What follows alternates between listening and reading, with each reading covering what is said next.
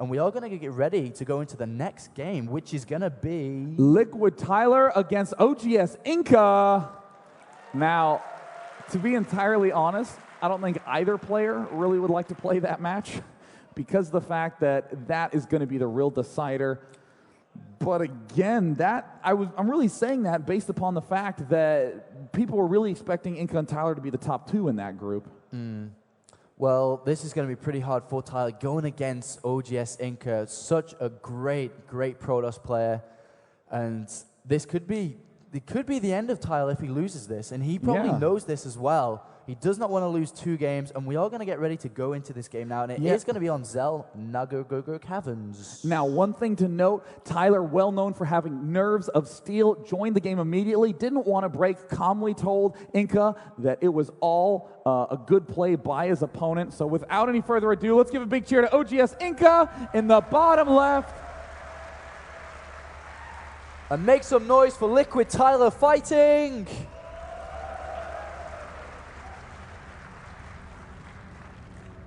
Now, this is going to be a very interesting clash of styles. LiquidTyler known for playing a very unique way of PvP, relying a lot on Blink, a lot on the 10 gate, a lot of mass units off one gateway before adding any more. We've seen him 10 gate extremely frequently in this matchup, but Inca, would not be surprised to see him do that very traditional Korean 3 or 4 warp gate, then into Colossus play. Yeah, there must be a lot of things going through, a lot of things going through Tyler's mind, but as you said, he is so experienced. He has been in this situation many times before, through multiple WCG, through going to Korea, playing in the Brood War scene to fight to be a pro gamer against the best. He has been in this kind of situation before, and hopefully he can keep that strong mentality to go into this game to fight against Inca. There's the gateway going down now for oGsInCa. He's just checking around the outskirts of his base after that 12 gate. There's a 13 gate from LiquidTyler a little bit later than his opponent, but then scouting straight away to the bottom left. Yeah, he will be going down, and Inca actually moving around the map. He did scout in his base just to make sure there wasn't any cheese. Does go down here to the right-hand side to make sure there are no gateways in any locations that could throw him the game. Obviously, he has to know that Tyler could be very well upset about that last game, knowing that he might just want a fast game against Inca. Therefore, Inca's not taking any risks and making sure that Tyler does play this game out standard. Looks like Tyler and his opponent are both going for that very swift assimilator. Very nice pylon placement here by Tyler to just spot any sort of goofiness going on. And as usual, there's the very bold probe deciding that he can take down a building all by himself. Like you said, 1 every 50 games. Will that be the game, Day 9? Will that be the game? That would be quite epic if this pylon did fall. I will not lie. So we have the 7x core going down by both players, and we do have the second gas being put down by Inca a lot earlier than Tyler. Tyler putting it down now is a little bit behind in that, with the second gateway most likely to be coming down next for both players. And it looks like we do see that he's continuing to make pylons, getting that one a little bit earlier than he really needs to, but it looks like a little probe-on-probe action, going to have to fall back. Look at that, 0 shields, hitting it at the exact perfect time, and in the meantime, it looks like Tyler getting a very early Zealot, slightly unusual in this matchup. Yeah, he has got that out, chasing the probe down. Not going to be able to really get that probe until the Stalker is out. The Stalker is being chrono boosted out for Inca, going to chase that probe out of the base to try and hide. Both players trying to delay it for as long as possible to hide their tech paths from these probes. Both probes are outside the base now, therefore we are going to see the tech path of both players and see exactly how it's going to turn out. Yeah, it does look like we do see oGsInCa making sure to control this Zell Naga Watchtower, getting a lot of vision, and we see Tyler having the same thing in mind, but as it turns out, ooh, that is a very unusual play coming out by Inca. That's actually a very LiquidTyler-like play to get that fast of a Twilight Council. Could be Blink, could be Dark Templar, but either way, looks like Robo going down for Tyler instead. And this could be really bad for Inca if he decides to go for DTs. Obviously, DTs are so important in this matchup because usually the Robo Bay is quite delayed in this matchup. And if you can get DTs in, it takes a long time for the Observer to come out. And now we have to follow Inca to see what he does. Will he be putting that down or will he go for Blink? No, he decides to go for Blink. Oh, wow, Blink Micro, but I don't think it's going to be the best choice because Tyler is getting 2 gateways and a Robo. If he gets Immortals out, he can shut down the Blink Stalkers. Noni knows more than any other player how to counter Blink Stalkers because, again, LiquidTyler does do that very, very frequently. Yeah, he loves Blink Stalkers. And I mean, even if you try to blink onto the Immortal, you're just going to run into all the army, the Zealots, the Sentries as well. So it's not going to be a good thing to do. So it's going to be quite hard fighting against these Immortals. And depending on how many Tyler gets out, will he get... Usually what he'll do is get this Immortal out and then go for the Observer and send it down to see what's happening, just for precautionary sakes that he does have the Immortal out in case there are any rushes. But we do have pylons around the base now as well. Inca putting one on the left-hand side, maybe another one by this natural, so he can continually reinforce with Blink Warp Gate Stalkers. Oh, this could be very, very dangerous timing by our Korean player, oGsInCa. Doesn't have too many stalkers out right now. Unit counting station, he's getting up to 6 at this point in time. And look at that, even hiding this Immortal. Tyler, I think, just has an amazing read on his opponent, despite really not seeing that much at all. Yeah, the Observer is out now, and it is waypointed to the ramp. I'm not sure if Inca will reveal all these stalkers. He has to be careful. I'm pretty sure that Tyler will want to get another Immortal out after this.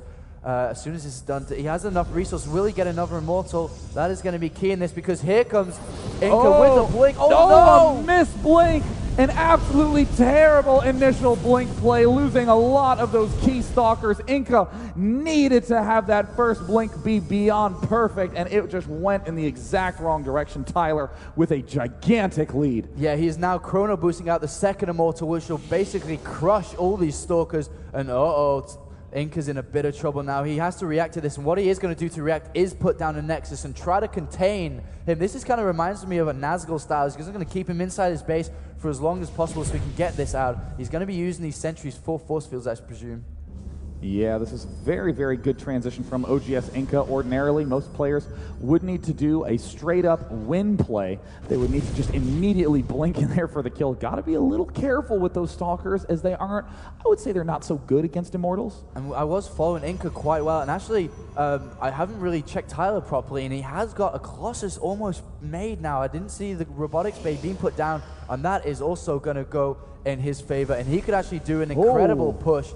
And he can use this Colossus to actually break down the Sentry blockage and just go straight down and possibly kill Inca straight away. Yeah, I mean, that Colossus Trample, such an underused, important upgrade, and there's the move down. It looks like he's trying to gear up to set up some sort of nice trample, and oh my gosh, it looks like Inca knows exactly what's up, knows the danger he's in, getting more gateways, getting the Zealot with leg speed upgrade. He's just trying to do mass gateway units against this heavy tech play by Tyler. Well, Tyler's definitely waiting for the second Colossus before pushing out, and he's going to try and hit Inca, after he starts transferring probes. Once again, he still has his Blink. I guess he has these Blink Stalkers. He can move away, but he does see the exact army composition, only losing the shield and a couple of hit points. He knows what's going on, and now Inca has to react to this as soon as possible, because I know Tyler will be wanting to push out pretty soon. What a dynamic game. Both players doing highly different strategies. Inca with some amazing transitions, using the mobile units of the Stalkers to try to pick off any vulnerability. They're blinking down to the low ground, but Tyler has such an intimidating force, and unless there are a lot of Zealots here to greet, that is going to be a hard defense. And will Zealot speed finish, though, by the time Tyler gets there? He is marching down, and I don't know, it's at 105 out of 140. I don't think it'll finish. Inca is just trying to slow down anything to try and wait for the Zealot speed to come out, because that is going to be so key in this fight. And really, the Stalker count is dangerously low for Inca. He's trying to replenish, but doesn't have that many Zealots. Both players have almost equal amounts of Zealots, and those Stalkers are going to do short work. And whoa! Locking them back behind the wall, blinking, but so many Zealots caught behind Tyler, doing huge amounts of damage with the Immortals. The Colossus will get taken down, but it looks like the remaining forces of Tyler will be enough to take this expansion out. And it looks like Tyler is going for this.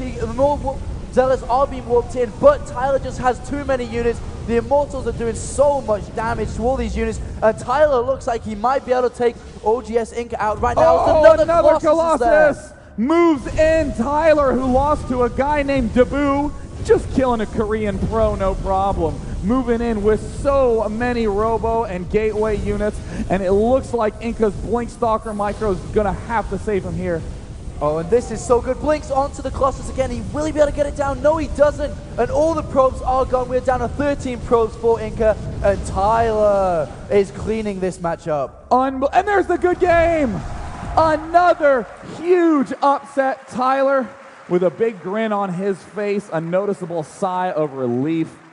That is a very big win. I'm not sure how many people thought that he could do that, but Inca is such a good player, especially in PvP, and Tyler manages to take down Inca in that game and really has fighting spirit back in for his group's chances. Definitely. Now, that is going to wrap up the games that we will be casting from the Dream Arena Extreme for this time period, but definitely head down to Hall C to the Day 9 booth around 1900. We'll be having more matches there, followed immediately by the Octo Finals, so definitely do not go away if you're watching from home. Big shout out to everyone who came out to DreamHack today. And let's go take a look down at the main stage. I am Day 9. And I am Apollo. See you later. Hello, everybody. I'm just going to take a short interview with the winner. Hi. Hi. Hello. When you saw the Blink Stalkers, what was your thought about that? I think I was winning at that point. I'm not sure how the Protoss that opens Blink Stalker can beat my build, because I can do just what I did every single time. And I knew he would play it out really well, so I had to play perfectly.